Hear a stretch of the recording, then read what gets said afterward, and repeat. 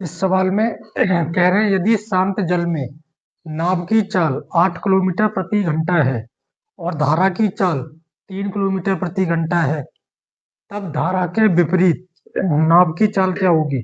यानी एक नदी में नाव चल रही है, उसमें पानी बह रहा है, तो जो पानी बह रहा है उस पानी की भी चाल है, जो पानी की धारा है, तो उस धारा की चाल है 3 किलोमीटर प्रति घंटा, और जो नाव चल रही थी वो 8 किलोमीटर प्रति घंटा की स्पीड से चल रही थी।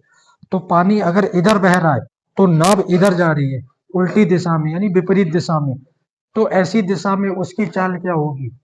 मान लो धारा इधर बह रही है और नाव इधर जा रही है, तो जब पानी का बहाव इधर है तो इसकी स्पीड को कम करेगा, ये नाव की जो चाल है उससे कम हो जाएगी।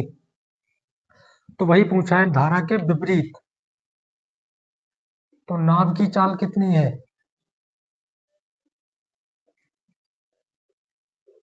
8 किलोमीटर प्रति घंटा। 8 किलोमीटर प्रति घंटा मतलब 1 घंटे में 8 किलोमीटर जाएगी वो।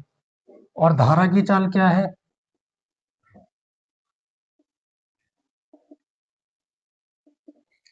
3 किलोमीटर प्रति घंटा। धारा के विपरीत चाल,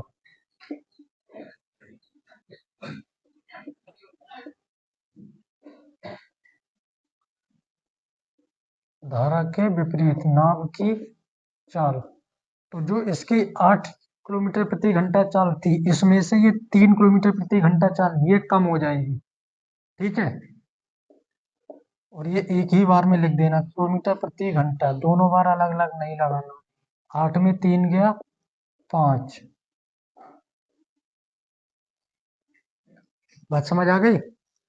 और इसी तरह अगर ये धारा की दिशा में चाल पूछी जाती, यानी जिधर धारा बह रही है उधर की ही दिशा में चाल पूछे, तब क्या होगा?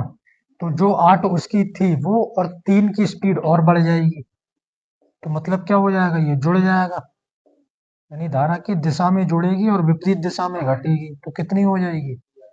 11 किलोमीटर प्रति घंटा। हालांकि ये दिशा में पूछा नहीं था, लेकिन पूछ भी सकते हैं, तो दोनों ही करा दिए। अब ये तो हो गया हल करने वाला। यही सवाल अगर ऑब्जेक्ट में आए तो क्या करना है? विपरीत दिशा में पूछा है तो ये धारा की चाल घटा देना, 8 माइनस 3 5 किलोमीटर प्रति घंटा, ऑप्शन मिल जाएगा। यही अगर धारा के साथ है यानी धारा की दिशा में है तो जोड़ देना।